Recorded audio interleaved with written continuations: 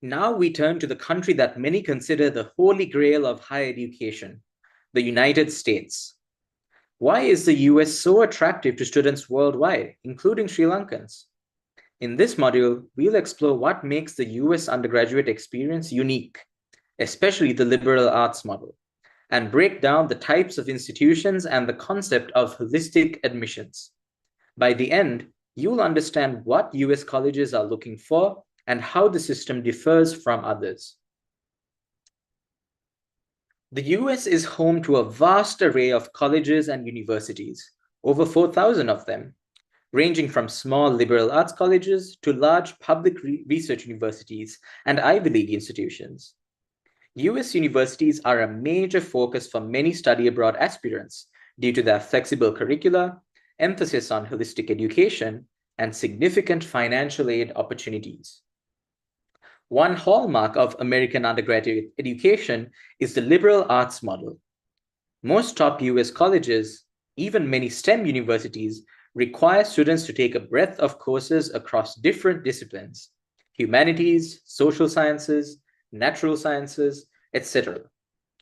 before specializing. The idea is to produce well-rounded graduates with critical thinking skills in multiple fields. For example, you might be an engineering major but still take classes in literature or economics as part of your degree. This flexibility allows you to explore interests and even change your major if you discover a new passion. Unlike in Sri Lanka, where you pick your stream early, in the US, you often don't declare a major until the end of your second year. Most top-tier US universities follow a liberal arts curriculum, where you get a holistic education spanning different fields, and you usually don't have to choose a major until your second year. This flexibility is a big draw. If you're someone with multiple interests or unsure of what exactly you want to focus on, the US system gives you time and freedom to figure it out. Another aspect is the extracurricular and campus life emphasis. US colleges are not just academic factories, they're communities. They offer tons of clubs, sports, student organizations, and a vibrant campus experience. You're encouraged to develop leadership and talents outside the classroom. This is linked to the holistic philosophy. They want you to grow as a whole person, not just attend classes. Finally, US universities, especially the well-endowed private ones, can be very generous with financial aid. We touched on this in Module 1. Many top US schools have need-based aid that can make attendance affordable or free for international students. The culture of alumni donations in the US has made some schools like Harvard with $40 billion endowment and Yale with around $31 billion in endowment incredibly wealthy, enabling policies where admitted students only pay what they can afford. We'll delve more into aid in Module 11, but it's a key reason the US is attractive. You might actually pay less at a Harvard or MIT than you would at a less funded university elsewhere, if you demonstrate financial need and merit. Not all US colleges are the same. It's important to understand the landscape. Firstly, Ivy League and elite universities. The Ivy League technically refers to 8 old private universities in the Northeast, namely Harvard, Yale, Princeton, Columbia, Dartmouth, Brown, UPenn, and Cornell. But informally, it means any ultra-selective top-tier university. These are research universities that grant everything from bachelor's to PhDs. They have globally recognized names and low acceptance rates, often under 5%. But beyond the Ivies, there are other elite universities like Stanford, MIT, Duke, University of Chicago, etc., which are similarly prestigious. Secondly, liberal arts colleges. These are a uniquely American category, small colleges that focus on solely undergraduate education in the liberal arts and sciences. Examples are Williams, Amherst, Swarthmore, Wellesley, etc. They don't offer graduate programs or very few, so all the resources and attention go to bachelor students. Classes are usually small, teaching quality is high, and you get a well-rounded education. Don't be fooled by their size. Many LACs are as academically rigorous as the Ivies and also have generous financial aid. If you prefer smaller communities and close interaction with professors, an LAC might be ideal. Thirdly, public universities. Each state in the US has a public university system. These are funded by the state government and tend to be larger, tens of thousands of students. Famous ones include UC Berkeley and UCLA in California, University of Michigan, University of Virginia, University of Texas, etc. They often have a mandate to educate in-state students and charge higher tuition to out-of-state or international students. Public flagships offer a huge range of programs and big campuses with a lot of facilities. They can be excellent. Berkeley, for instance, rivals the Ivies in many fields. Admissions for international students can be competitive at the top publics, but often slightly less so than equivalent private schools. And lastly, community colleges and specialized institutions. The US also has a community colleges, which are 2-year colleges that grant associate degrees and often feed into 4-year colleges, and specialized institutions like art schools, music conservatories, tech institutes, etc. It's possible for a student to do 2 years at a community college and then transfer to universities to save money. Though as an international student, you'd need to navigate visas for that route. We'll focus more on 4-year institutions in this course. Why does this matter? When you apply, you want a balanced college list. We discussed reach, match, and safety. That list might include a mix of some Ivy or elite reaches, some strong public or private universities where your stats fit or matches, and maybe a less famous state university or an LAC with a higher admit rate as a safety. Also, the experience can differ. A small LAC in a rural town versus a huge public university in a city will offer very different vibes. Think about what environment you thrive in. There's no one-size-fits-all best school. You may have heard that US college admissions are holistic. This means that they look at the whole applicant, not just exam scores or grades. Let's break down what typically matters, roughly in order of importance. Firstly, academic excellence. Your school grades or GPA, the rigor of courses, and standardized test scores, if submitted, form the academic foundation. As one admissions expert put it, GPA and test scores may not be the only thing colleges look at, but they still matter. Excellent scores won't guarantee admission, but poor grades can keep you out. US colleges want to see that you challenged yourself academically.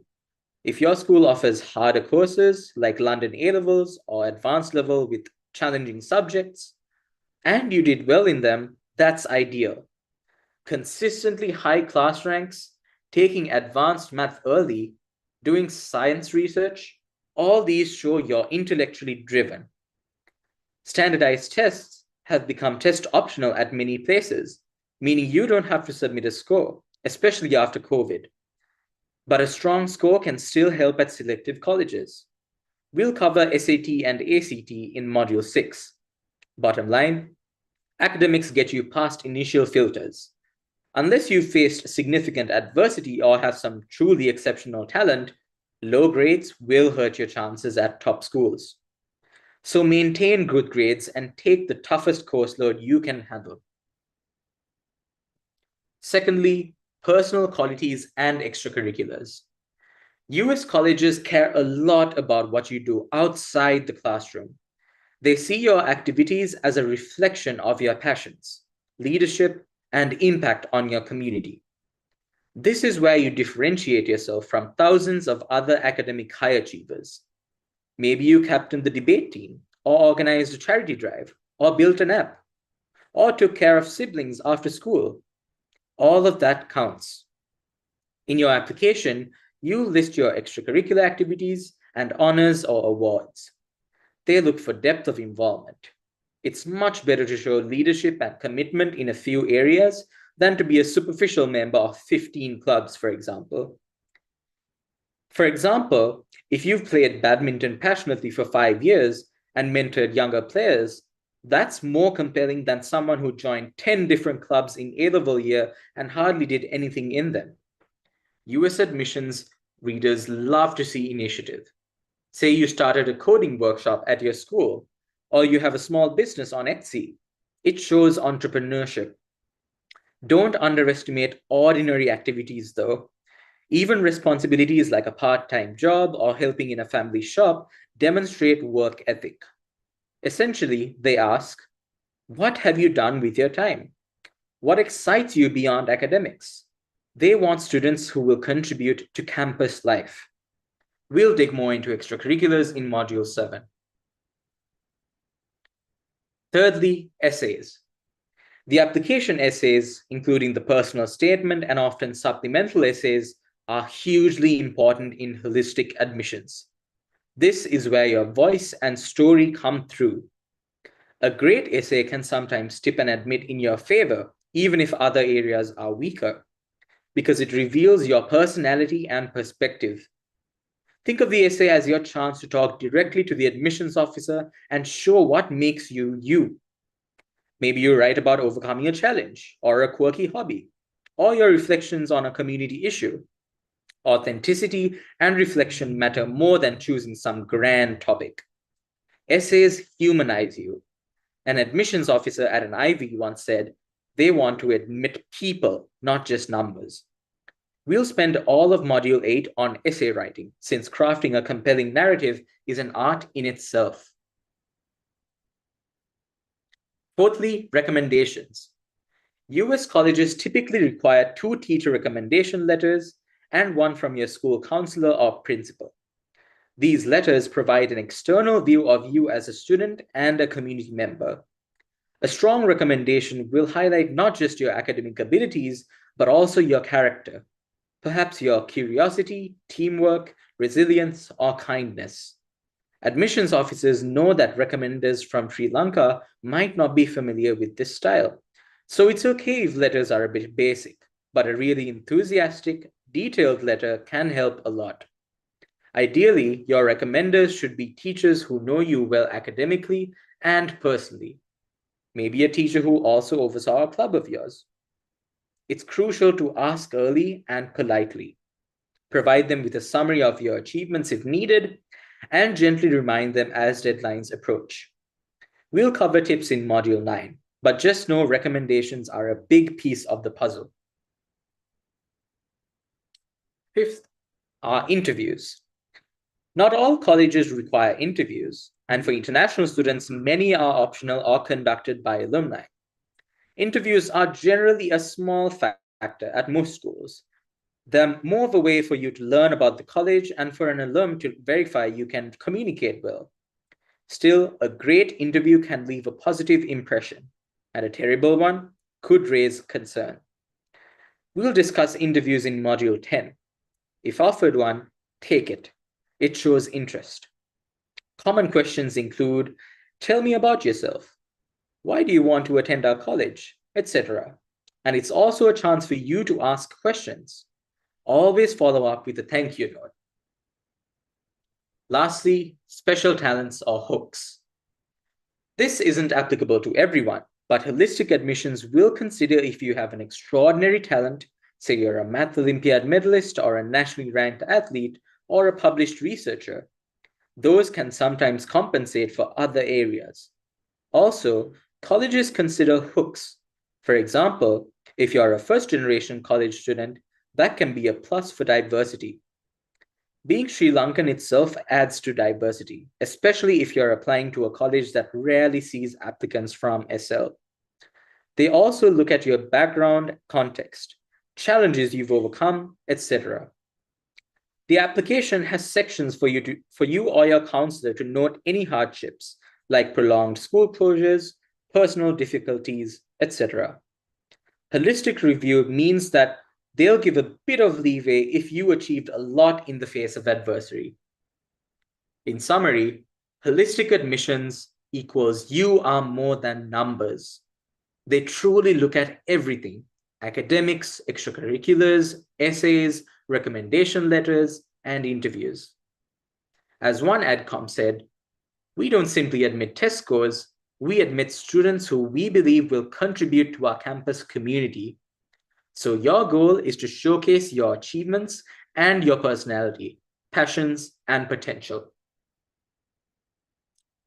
To wrap up this overview, let's get proactive. First, identify 30 to 40 US colleges that pique your interest. Use what you learned in Module 2 about researching. Maybe use College Express or Big Future to filter by major, location, and selectivity. Secondly, categorize them roughly into reach, match, or safety based on their admit rates and your academic profile. Don't worry, this can evolve as you learn more. Thirdly, visit their official websites, especially the admissions and financial aid pages. For each, note one thing you like about the school and any question you have. Lastly, if possible, attend virtual info sessions or webinars these colleges offer for prospective international students. This will deepen your understanding and demonstrate interest. This exercise will help you get a feel for differences among US universities. You might notice, for example, the vibe of a small college in the Midwest versus a big NYC university. In the next module, we'll drill down into US academics, how your GPA is viewed, what course rigor means, and how to position your academic profile, including Sri Lankan curriculum. Understanding that will help you gauge where you stand and how to improve. Great job so far. Keep the momentum, and I'll see you in Module 5.